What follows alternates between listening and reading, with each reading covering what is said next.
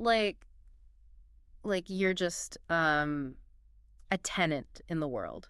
Attend? You mean like constantly waiting for the landlord to knock on the door or something? Yeah, exactly. Just think about the friction of a normal Tuesday. Oh, Tuesday. Always the worst. Right. You wake up, you drag yourself through traffic, you finally get to work, Yeah. and you earn the currency of whatever system you live in. Mm-hmm. You pay your bills? You pay your bills, you buy your groceries, maybe you save a little if you're lucky. If you're very lucky, yeah. But underneath all of that routine, there is this lingering, quiet anxiety. Oh, absolutely. Like this feeling that you're constantly just working for the system's currency, rather than actually owning your own reality. Right. You're just renting space in a world that was designed by someone else entirely. It's the perpetual lease of the modern human condition. Perpetual lease, I like that. Yeah, you're describing that background hum of exhaustion, the kind that comes from feeling like your energy is just always being siphoned off, just to maintain a basic level of survival. And when we feel that friction, that exhaustion, we naturally look for an escape hatch. Sure. We try to find a way out. We turn to our inner life. So maybe it's a spiritual practice, mindfulness, meditation. Right. Whatever framework works for you. Exactly. We almost universally treat that inner life as an escape pod from the material world. Yeah, we totally do. You treat it like a war. We do. We see the material world as this stressful, dirty, demanding place where we're just forced to survive. Right.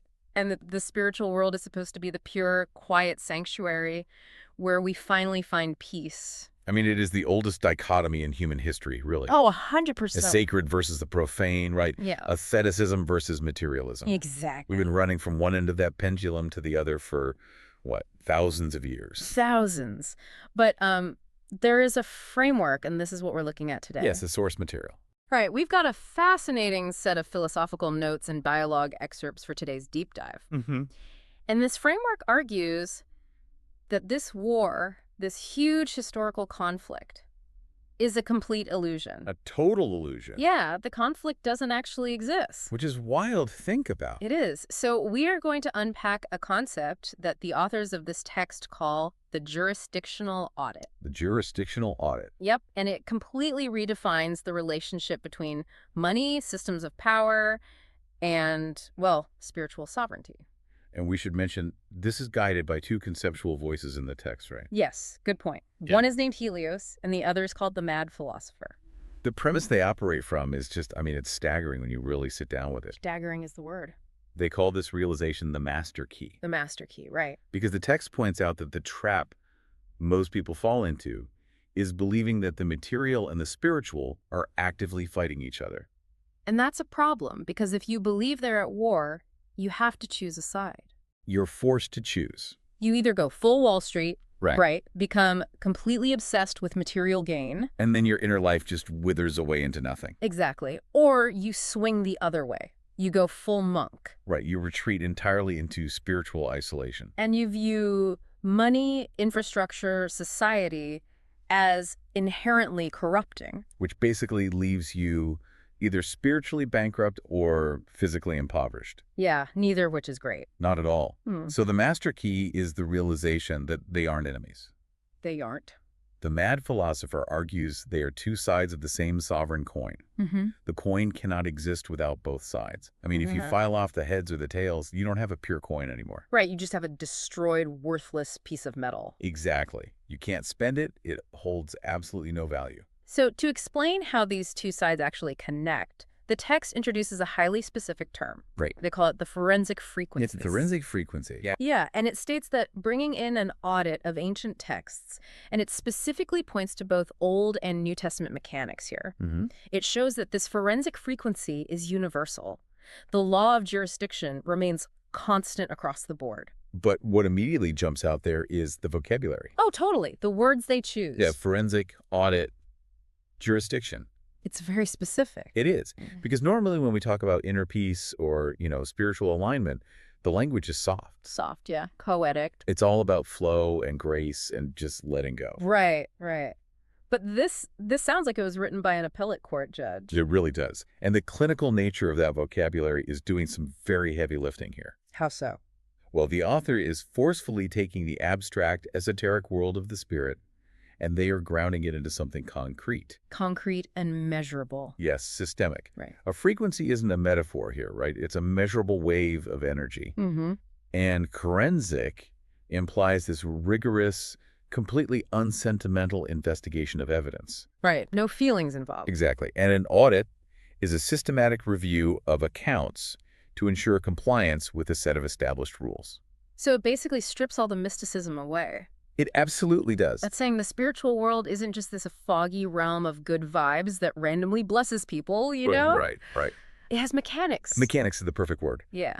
By using legal and scientific language, the text is saying, look, there is a mechanism here. Mm-hmm. There is a universal law of jurisdiction. If you understand the law, you can operate the machinery. And if you don't? If you don't, the machinery operates you. Oof. Yeah, I mean, I grasp the theory, I really do. Right. But my instinct is still to push back on the premise that they aren't in conflict. Okay, why? Because if you just look at history, it is so hard to reconcile, like, building a massive corporate empire with achieving deep spiritual enlightenment. I mean, people definitely struggle with that. Right. My brain immediately wants to use the old cliche, it's like trying to mix oil and water. Mm-hmm. They just inherently reject each other. But look at the specific legal term the text revolves around. Okay. Jurisdiction. Right. Think about what jurisdiction actually means in a real court of law. The area where a court has power. Exactly. It's the official power to make legal decisions and judgments within a specific, geographically or conceptually defined area. Oh. So you don't actually mix them? You absolutely do not mix them. Okay. If you live in Canada, you are subject to Canadian laws. Right. But if you cross the border into the United States, a completely different jurisdiction applies. Yeah, that makes sense. They don't try to blend the two legal codes together.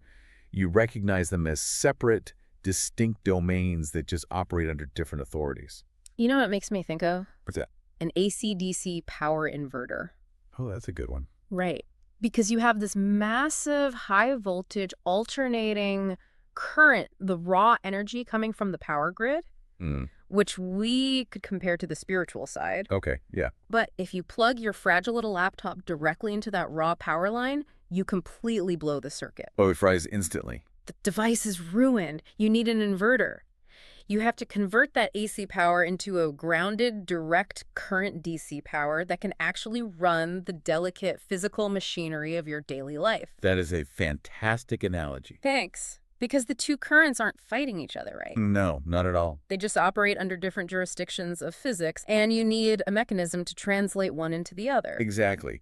If you try to use AC power where DC power belongs, Yeah. like if you try to use spiritual rules to solve a purely material problem, You end up with chaos. you fry the circuit. Yeah. The forensic frequency is the universal law governing that inverter. Wow. It dictates how the energy translates across that boundary. Okay, so if we establish that the spiritual and material aren't enemies, if we accept the inverter analogy, that leaves us with a massive practical problem. Which is? What actually are the rules of the material side? Because, I mean, my landlord doesn't accept high-frequency spiritual vibrations for rent. No, I doubt they do. I still have to exist in the physical world. And the text addresses this head-on. Okay. It thoroughly defines the rules of the physical side of the coin, which it labels the outer structure. The outer structure. Got it. And it associates this structure with a very specific set of historical archetypes. Let me guess. Caesar and Pharaoh. Yes, Caesar and Pharaoh. It says the material realm is the realm of rendering. Right, yes, the realm of rendering. It's the outer structure where you use the tools of the world to navigate the world. Exactly. And it lists these three incredibly specific examples of what operating in this structure looks like. It says you pay the tax, you follow the plumbing code, you use the currency. So let's look at those archetypes first. Caesar and Pharaoh. Right.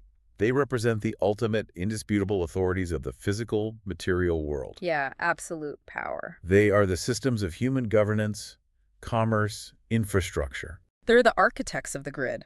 Exactly. But throwing the plumbing code in there. Yeah, right next to taxes and currency. It's so jarring. It really is. Because taxes and currency feel like grand, sweeping societal concepts. The plumbing code is just pipes. Which is exactly why its inclusion is brilliant. You think? Oh, absolutely. Taxes and currency, they're human constructs, right? Yeah. They fluctuate based on inflation or regime changes or whatever new economic theory is popular. It's true. But the plumbing code, Hmm.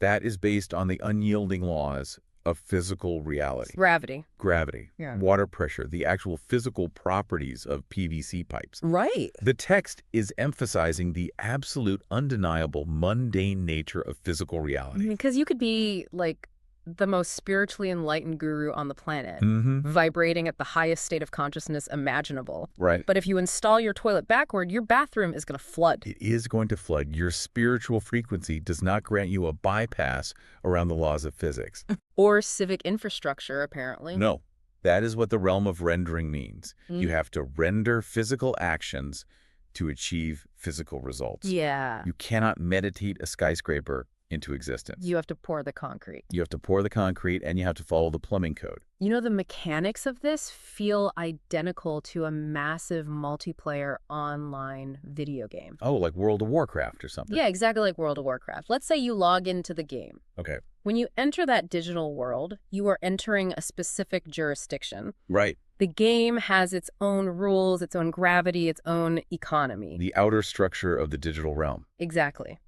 And if I want to buy a new powerful suit of armor for my character in the game, I have to go into the virtual forest, fight the virtual monsters, collect the virtual gold coins. And take them to the virtual blacksmith. Right. I have to use the gold coins in the game to buy the armor in the game. Because you can't just hand the virtual blacksmith your physical real-world credit card. The blacksmith doesn't take Amex. No, it is not. Your real-world money, your real-world identity, your physical fitness, none of that has jurisdiction in the game's code. You have to play by the rules of the outer structure of the game to get results inside the game. You use the tools of the world to navigate the world. That maps perfectly.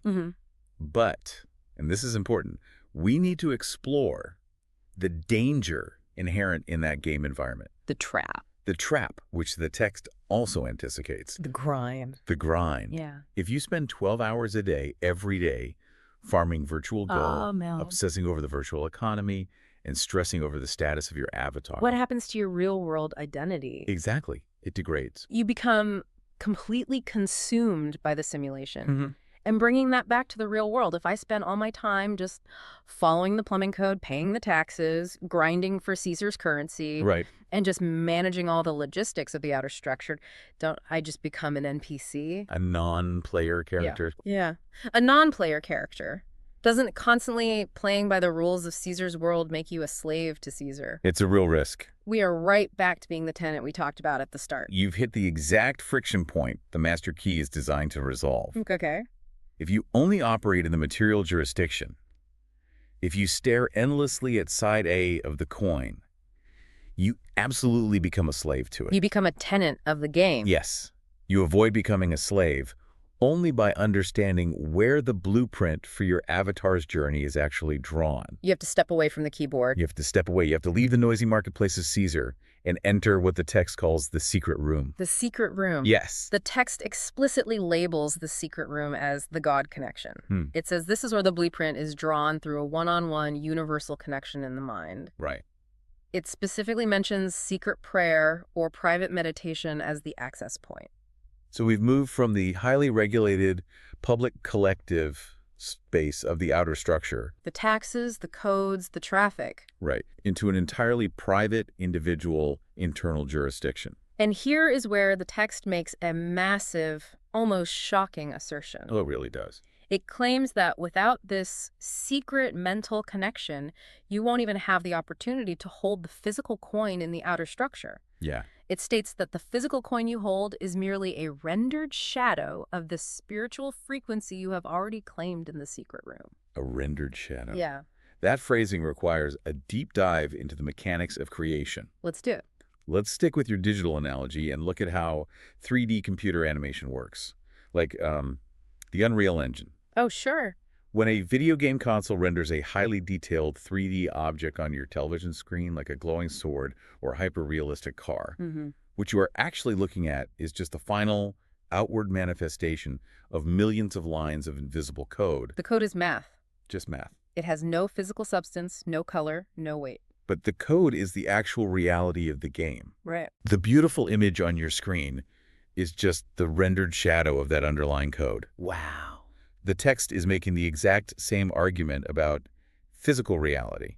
It's saying that the physical reality of wealth or structural power Or a thriving business? is the physical coin you hold in your hand is just the screen graphic. Yes. The actual foundational reality is the frequency, the code that you established in the private server of the secret room. It uses the phrase divine equity, own the frequency. So it's suggesting that true wealth or influence is a frequency first. And a physical object second. Right? If you don't own the frequency in the secret room, if the code hasn't been written, the rendering engine of the material world has nothing to project. You're going to have the blueprint. Exactly. You can't sustainably hold the physical rendering of something you don't internally possess the frequency for.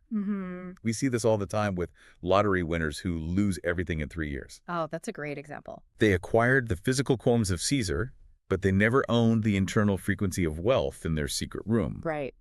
So the material world eventually audited them, found a discrepancy between their internal code and their external assets, and corrected the balance. Okay, I need to jump in and play devil's advocate here. Go for it. Because we are bordering on a concept that triggers alarms for a lot of rational people. Understandably. This sounds perilously close to magical thinking. Break down the hesitation. What is the friction point? Well, if I go into a secret room, sit in the dark, and quote-unquote own the frequency of being a billionaire, how does that actually alter the physical world? Right. Is the text saying a duffel bag full of non-sequential $100 bills is just going to manifest in my living room? Just poof out of thin air. Yeah, because that sounds like The Secret on steroids. It does. Just visualize a Ferrari, put a picture of it on a vision board, and the universe will park it in your driveway. Right. If we accept that, we are completely abandoning the logic of the forensic audit and the plumbing code we just established. And that is the most crucial distinction in this entire framework. Okay. It's exactly why the text insists that the material and spiritual are two sides of a single coin, not independent magic tricks. Right, they have to work together. If it were just wishing, you wouldn't need the material jurisdiction. You wouldn't need the plumbing code. But remember the language. It is an audit. And an audit demands accounting. Yes. It demands a paper trail, proof of work. Precisely. Let's look at the mechanism of how owning the frequency actually changes the physical world, stripping away all the mystical jargon. Let's do it. Let's look at neurology. Cool neurology, okay. In the human brain, there is a network of neurons called the reticular activating system, or the RAS. Ah, the brain's filtration system. Yes. Your brain is bombarded with millions of bits of sensory data every single second. Right, the sound of the AC unit, the color of a car driving by. A random passing conversation, the hum of the fridge. Your conscious mind cannot process all of it. It would overload. Completely. So the RAS acts as a bouncer. Okay. It filters out 99% of that data and only lets through what it deems important based on your current internal baseline. Like when you buy a new red car. Yes. And suddenly you see that exact red car everywhere on the highway. Exactly. The cars were always there. But your RAS wasn't tuned to notice them until they became relevant to your internal state. That is the physical mechanism of the secret room. Oh, wow. When you go into deep meditation or secret prayer, and you do the rigorous internal work to own the frequency of, say, an architect or a leader or an innovator, you are literally reprogramming your reticular activating system. You're changing the filter. Yes. You are altering your cognitive biases. You are fundamentally changing your risk tolerance. So the Ferrari doesn't just magically drop from the sky? No, of course not. But by owning the frequency, you walk out of the secret room, and suddenly your RAS highlights an opportunity in the marketplace you would have previously ignored. You see the red car. You see the red car. You have the risk tolerance to make a bold pitch. You notice a flaw in the plumbing code that you can invent a new tool to fix. The universe doesn't hand you a house. It hands you the cognitive capacity to draft the blueprint and the awareness to spot the bricks. That completely bridges the gap for me. It makes it tangible. It does, because a blueprint is not a house. Yeah. You cannot live inside a piece of blue paper. It's just geometry and math. Right. You draft the blueprint in the secret room, but you still have to go out into the dirt and build it. The spiritual room provides the internal alignment, the energetic frequency, and the cognitive blueprint. But if you only sit in the secret room visualizing, you just have a beautiful drawing and no materials. And conversely. Conversely, if you only work in Caesar's world without going to the secret room, you are blindly swinging a hammer without a plan. Exhausting yourself building a structure you don't even own. Exactly. You are just a laborer for the system. You need both, the inner code and the outer compiler. Which brings us perfectly to how this dynamic is illustrated in the source material. Yes. The authors included a short dialogue from a podcast script featuring our two conceptual voices, Helios and the Mad Philosopher. And they used this script to perform a complete reinterpretation of one of the most famous historical narratives in existence. We are looking at the biblical audit. Yeah. The New Testament story of the coin. Right. So in this script excerpt, Helios and the Mad Philosopher argue that for centuries, people have used ancient texts to stay passive. To hide. To hide from the realities of the material world. And they point to the story of Jesus being handed a coin as a master class, not in submission, but in identifying the brand. Which is such a modern way to frame it. To appreciate the scale of this recontextualization, we really have to look at the historical setup of that moment. Set the stage for us. Well, in first century Judea, paying the Roman poll tax was a massive, volatile issue. It wasn't just about money. No, it was deeply political and religious. The Zealots viewed paying the tax as treason against God, a submission to a foreign pagan occupier. Right. So the establishment wanted to trap Jesus. If he said, don't pay the tax, the Romans arrest him for sedition. He's a rebel. Exactly. But if he said pay the tax, he loses his followers for bowing to Rome. It's a beautifully constructed trap. A lose-lose situation. And the conventional reading of his response, where he asks to see the coin, points out Caesar's face on it and says, "Render unto Caesar the things which are Caesar's, and unto God the things that are God's." That is almost universally taught as a lesson in separating church and state. Submit to the worldly authorities and worldly matters and keep your spiritual life separate. Right. It's traditionally viewed as an endorsement of being a quiet, compliant tenant in the material world. Pay your rent, don't make a fuss, look to the afterlife. Exactly. But Helios, in the notes, he tears that interpretation apart. He does. In the script, Helios says, he wasn't telling you to be a victim of the system. He was telling you to identify the brand. Identify the brand. Applying a modern corporate lens to a first-century geopolitical trap is just, it's a stroke of genius. Oh, so cool. Helios is arguing that Caesar's face on the Roman denarius isn't just a picture. It's a corporate load. It's a trademark. The inscription on those coins literally read, Tiberius Caesar, son of the divine Augustus. Wow. It was a brand declaring ownership and jurisdiction over the tool of commerce. And Helios follows this up by saying, if you're in the market, use the market's tools. Right. But never forget who owns the person holding the tools. And there's the pivot. Yeah. The coin belongs to Caesar. The market was built by Caesar. Right. The tools are explicitly designed for the outer structure, but who holds the copyright on the human mind? Right. Who owns the hand that swings the hammer? Exactly. The Mad Philosopher responds to Helios, tying this back to the very first question we asked today. He says, if you don't go into that secret room to connect with the source, you are just a tenant in Caesar's world. If your identity is entirely wrapped up in how many of Caesar's branded coins you possess, Caesar owns you. The system dictates your value. Yes. If you haven't established your spiritual jurisdiction, you haven't written your own code in the secret room, then the system doesn't just own the currency. What else does it own? It owns your neurobiology. Oh, man. You are renting your existence, trading the finite hours of your life for branded tokens, executing someone else's plumbing code with no blueprint of your own. But then, the Mad Philosopher introduces the ultimate countermove. Original equity. Yes, a concept called original equity. He says, when you render unto God, you are claiming your original equity. You become the owner who simply uses Caesar's currency to expand the kingdom's infrastructure. Right. You aren't working for the coin. The coin is working for the vision you got in the secret room. Original equity is a phenomenal way to describe consciousness. It really is. It reframes spiritual sovereignty as an asset class. An asset class. The realization that your fundamental awareness, your ability to draft a blueprint, your direct connection to the universal frequency. Yeah. That is your primary untouchable asset. You hold the original equity on your own existence. It completely flips the script. It does. It treats render unto Caesar like an entrepreneurial strategy.